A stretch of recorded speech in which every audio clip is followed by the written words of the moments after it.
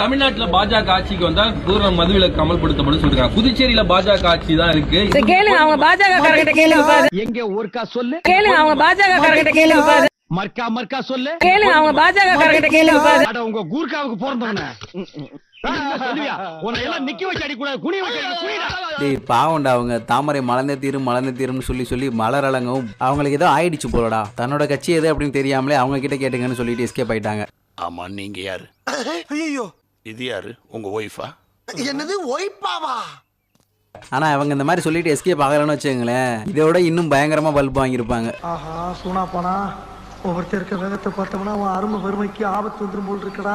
அவங்க பாஜக காரங்கிட்ட கேளுங்க. பாருங்க, இனிமே அக்காவை யாரும் பாஜகல இருக்குன்னு சொல்லக்கூடாது. ஏன்னா அக்கா எந்த கட்சியில இருக்காங்கன்னு அவங்களுக்கே தெரியாது. தாமரை மலர்ந்தே தீரும். என்னடா அதே சொல்லிட்டு இருக்கான். விழுந்தது மட்டும் தான் சொல்றான்.